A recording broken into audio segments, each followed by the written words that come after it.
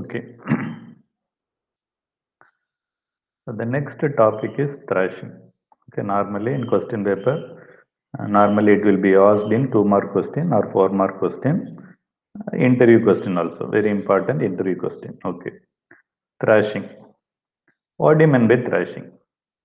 If the process does not have the number of frames it needs to support pages in active use, it will quickly page fault. This I think we have already discussed.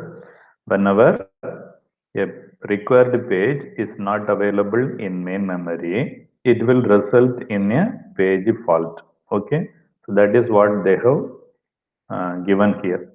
If the process does not have the number of frames, it needs to support pages in active use. Particular process P1 is there. P1 requires 4 pages to be active in usage. Okay, it should be loaded into the main memory.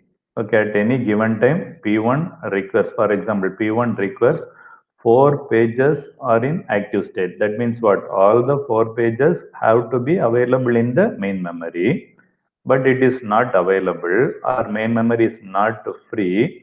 At that time, page fault will occur. Okay, it requires 4 pages to be in main memory, but it is not there, so page fault will occur.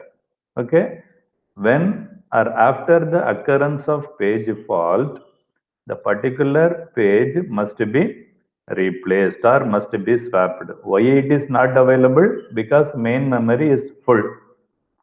In order to store these 4 pages, I am not having free space in the main memory. But I want all the 4 pages to be stored in main memory. So what I have to do? I have to replace. What we have discussed, we already discussed in the page replacement. Okay. Whenever a required page is not available in main memory and the main memory is full, some partition or some page which is available in main memory must be swapped to the secondary storage. Then from secondary storage we can get the required page into the main memory, swapping, and which is also referred as page replacement, replacing an existing page in the main memory by a required page from the secondary memory. Okay, we are going to replace an page that is available in the main memory, existing page in the main memory, by one new page that is a required page. That is what we are referring as page replacement. At this point, it must replace some pages. Okay, it must replace some page. If all its pages are in active use, it must replace a page that will be needed again right away. That means what? Suppose block number A is available here, block number B is available here, okay, of a particular process P1. Okay, now this process wants C, which is not available in main memory. So I am replacing B with the C. Okay, B is also P1's block only. Okay, now I am replacing B with the C. After 1 minute, again I may want B, so I will replace C with the B. After that, I may require C once again. I am going to replace B with the C. After that, if I want B once again, I will replace. Like this, lot of replacement will be happening within a limited period. Okay, consequently, it quickly falls again and again and again, replacing pages that it must bring back immediately.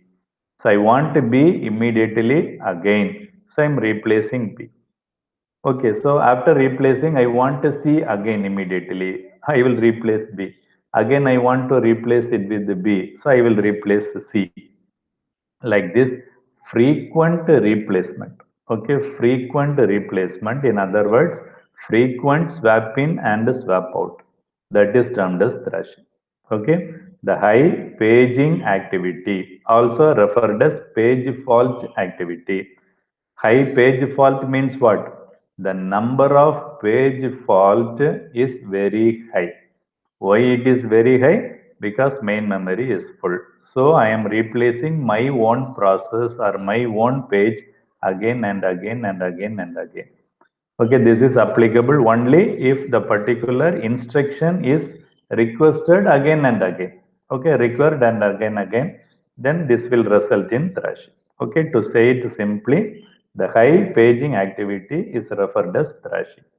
A process is thrashing if it is spending more time in paging than executing. Okay, just listen. Process execution time is 10 seconds, but paging time is 20 seconds. Means what? So the paging time is much more than execution time. That is referred as thrashing. Okay, very important part A question. Then we will move on to another important topic called allocating. Okay. When a process requests additional memory, pages are allocated from the list of free page frames. Okay, normally as I told, two tables must be maintained by the operating system. One table allocated page number, another one is free page frames. Okay, free frame numbers. One table will consist of the frames that are already in use. Another table will have a list of free frames available in the main memory. Whenever a request is made, OS will go and check the free frame list, and from that it will remove one and that will be allocated. After allocated, that will be entered in allocation table. Okay, if there is no any free frames in the free table, at that time only page replacement will be executed. Okay.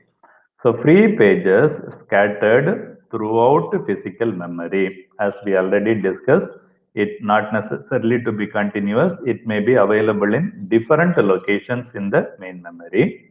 If a process requests a single byte of memory, internal fragmentation will occur. We know that very well. Partition size is 10 KB. My request is only 1 KB means all these 9 KB will go wasted. That is referred as internal fragmentation because one program, one partition. Okay, I can store only one program in only one partition. So remaining 9 will go wasted. Pages allocated to processes not necessarily have to be in continuous. Okay. Now a particular process is requesting 4 pages. I am allocating 4 pages. All these 4 pages not necessarily to be continuous as per paging memory allocation and the segmented memory allocation and virtual memory allocation. Okay. But in the absence of virtual memory, suppose if you are not following virtual memory management technique or paging memory management technique, it must be continuously available. Okay, it may require memory residing in physically continuous pages. If we follow virtual memory or paging, then okay, not necessarily to be continuous. If you are not using virtual memory and paging, definitely we need continuous free spaces. Okay, how we are going to allocate for this memory that we are going to discuss here. Okay, one important method for allocating kernel memory is buddy system. Okay, let us see what you mean by buddy system. Okay. The buddy system allocates memory from a fixed size segment consisting of physically continuous pages. Fixed size segment. Okay, already we have discussed contiguous memory allocation.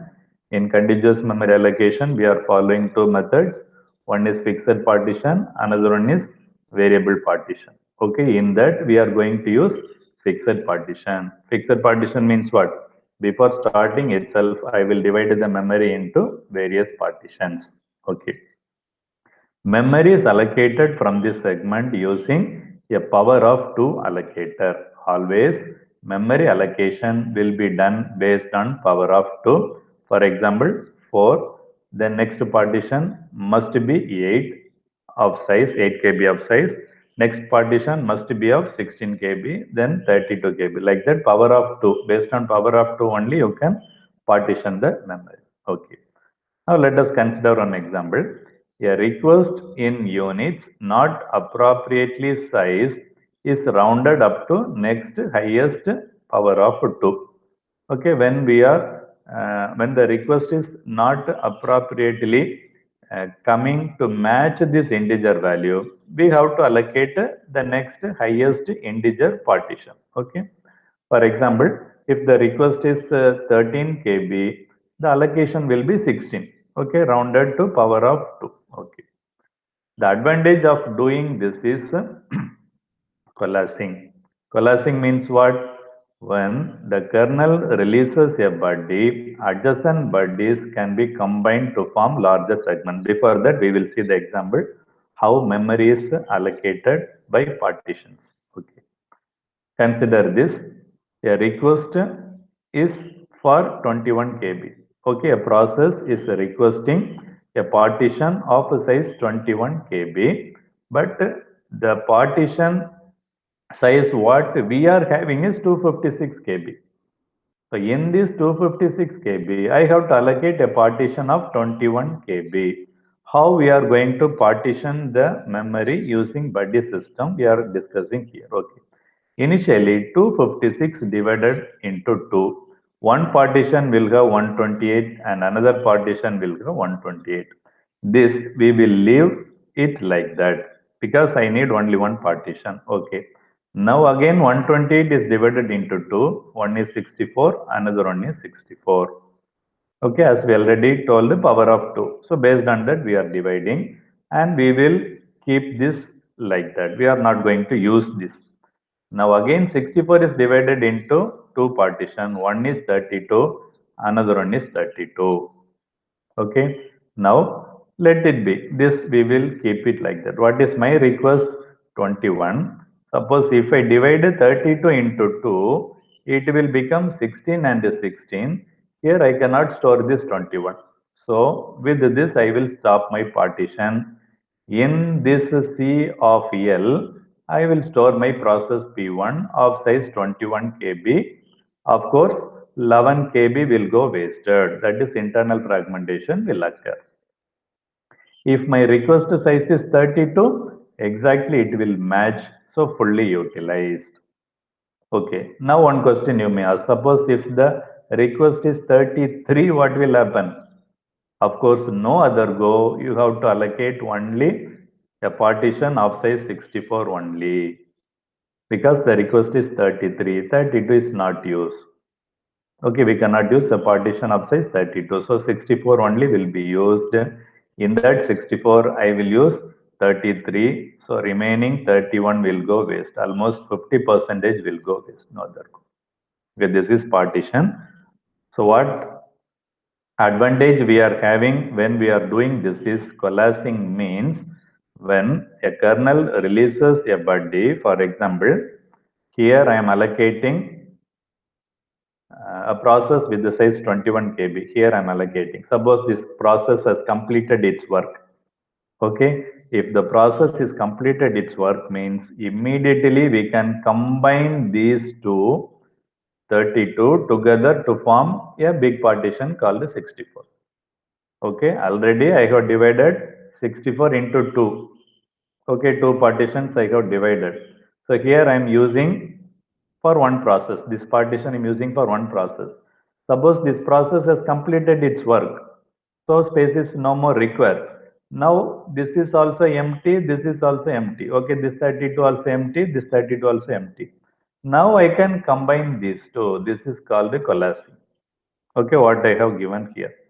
When the kernel releases a body, adjacent bodies can be combined to form larger segments. Okay, but as we already discussed, the disadvantage is internal fragmentation because for a request of 33 KB, I have to allocate a body of 64 KB. Around 31 KB will go wasted. That is internal fragmentation is the disadvantage. Advantage is coalescing, that is combining free spaces together to form a bigger free space. Okay. This is one method, buddy system. Another method is a slab allocation. Okay. It is a memory allocation scheme where no space is lost due to fragmentation. So what is the logic means? Before actually allocating a particular process in the main memory, we are having one small temporary storage area called the cache. Already I think we have discussed in detail about cache memory. So before storing it into main memory, I will have it in cache. Once the cache is full, that I will be loaded into the main memory. Let us discuss. Okay. A slab is made up of one or more physically continuous pages. Okay, physical memory, that is main memory. A slab is made up of one or more physically continuous pages. Here I have given here. So these are all physically continuous pages. Okay. A cache consists of one or more slabs. Here we are having caches. This cache will have one or more slabs. For each cache, I can have one or more slabs. So here two slabs are there. Here also I am having two slabs are there, two different partitions. Okay. So virtually, before storing my data into the physical memory, I will have it in cache. Okay, this is what is the request a particular process is asking. Okay. There is a single cache for each unique kernel data structure. That means what? This is kernel data structure. Okay, remember that it is not our user process. This is kernel process. Okay, kernel data structure of different size for each single cache. There is a single cache for each unique kernel data structure. For each individual kernel partition, that is data structure, I will have one cache. Okay, single cache. Okay. Example, a 12 KB slab. Okay. So here we are having a slab of size 12 KB made up of three continuous 4 KB pages could store 6 2 KB of objects. Okay. I think you are able to understand. Here we are having objects. Here we are having caches. For example, this object of size 2 KB and another 2 KB combined together to have a cache of 4 KB. Like this 3 4 KB can be combined together to form a slab of 12 KB. Okay, so the total request is 12 KB. That I will divide it into 3 caches of size 4 KB. In 3 caches, I will store objects of 2 KB. So that I am trying to eliminate internal fragmentation. That means no any free spaces are going wasted. So once if I get the entire free space or if once I get the entire process, then only I will store it into the main memory. Okay. Initially, all objects in the cache are marked as free. Okay, initially all the objects in the cache are marked as free. When a new object for a kernel data structure is needed, the allocator can assign any free object from the cache to satisfy the request. So consider this example. This is object. Okay, now kernel is requesting a cache for a new object. At that time, cache will be given. Okay, for only one object. Then again another object I will give this cache. Another object I may use the same cache also. So whenever a small partition size is making a request, that will be stored in cache. In cache, I will combine two or more small objects. Once the cache is full, that will be loaded into the main memory. Okay, the object assigned from the cache is marked as used. Now it is marked as used. It may be in any one of the three category. For example, in Linux, a slab may be in any one of the three possible states. One is full, means what? All objects in the slab are marked as used. Okay, consider this, all objects in the slab. So here it is full, here it is full, here it is full, here it is full, everything is full. Okay, another option is empty, means what? Not at all used by the slab, it is fully free. Another one is partial. Partial means what? The slab consists of both used and free objects. Consider this, In blue color, we are having used object. Here we are having free space for storing object. This is again used by this particular object. This is again used by this particular object. This is considered as free. This is considered as free. Okay. So what is the process? The slab allocator first attempts to satisfy the request with a free object in the partial slab only. So in order to start the process, whenever a request is made, first it will try to allocate the free or partially filled slabs. Okay. If there is no any partially filled slabs, a free object is assigned from an empty slab. Okay. Then if there is no empty slabs are available, a new slab will be created. So first I will look for partial slab. If there is no partial slab, I will allocate the fully free slab. If there is no fully free slab is available, I will create a new free slab.